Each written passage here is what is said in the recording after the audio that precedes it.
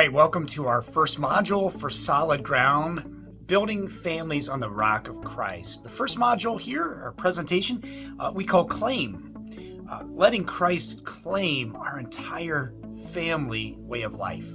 And that's really where we're headed for this opening video, which I'm excited about. I can't wait to just celebrate, and this is what this is, a celebration of how God has made you unique as a family unit, and how God has called you to some great things to bless you and your children now and forever, and to really break the stats where only a third are retained in Christ of our young people. And not just that, but life right now, to make sure that they flourish, that they are free from all unnecessary struggles and the struggles they must face, that they are able to weather all the storms of life. And Christ can be such a rock, a refuge for them, where they will fare well now and forever. So we're going to kind of jump into this thought about having Christ claim our family life, even as he claims that hour, that critical hour of worship. He claims all of that. How blessed we are if he claims all of us, as he promises in Matthew 16, that whoever loses their life in him will save it. It is good for Christ to claim everything, all that we are, because only in him do we last forever. So we have I think a good time in store for us as we find our way in this. Let's talk a little bit then about your family. Let's begin to talk a little bit about who you are and how unique you are, what makes you you. And to help us do that, we're going to lean on a word, culture. Did you know your family has a culture? Yes, your family unit. Of course, that culture, it'll be, multiplied, or maybe a little bit different if you bring in your extended family. But for our purposes today, just your unit family, your immediate family, you have a culture. And a culture, what is that? A culture is defined as the identity of a group, their way of life, expressed in everything they think, say, and do. From the food you eat, cuisine, music, entertainment, recreation, habits, traditions, communication, religious practice, etc. You have a culture.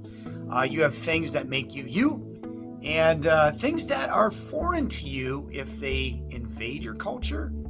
And not every family culture is the same. And again, multiply that between family groups of people or tribes, nations, and so on, right?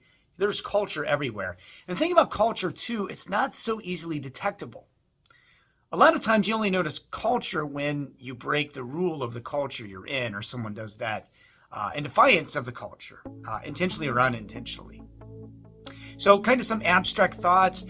And what I'd like to do now to make it more concrete is our first exercise. I want to evaluate culture and take a look at culture. And we're going to take a look at your family culture in particular, but to get us started off a little easier, because family culture isn't so easy to detect, to assess, and celebrate, we're going to take a look at your favorite sports team. Now, I'm a pastor in Wisconsin, so we love the Packers up here.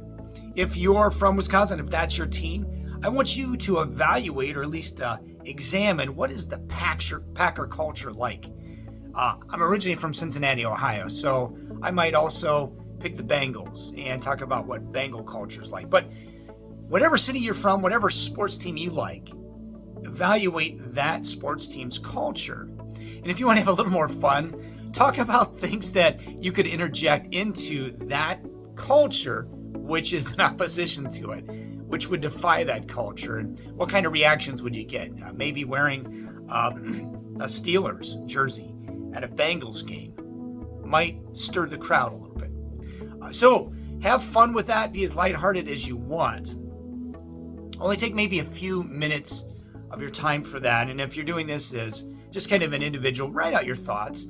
If you're doing it as a group, you can just do it as a whole group and just offer up, first of all, characteristics, like what kind of food do you eat? What kind of times do you observe, celebrate? What kind of language do you use? What kind of music is involved?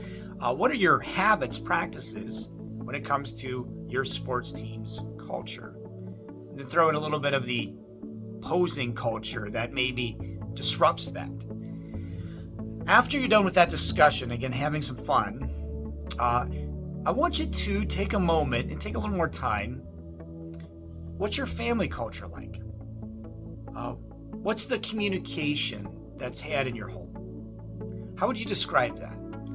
The food you eat, the music you listen to, the recreation that you enjoy, the movies you watch, your life habits, religious practices, all the things that make you you. And we'll talk about how God's got a plan for that.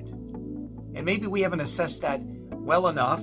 Maybe we're curious as to what is God's plan for my family culture and how he wants to permeate it all or claim it all. So that's kind of where we're headed. For now, do those two things. Sports culture and that which disrupts it.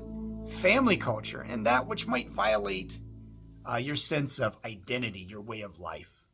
And then we'll resume in our next video.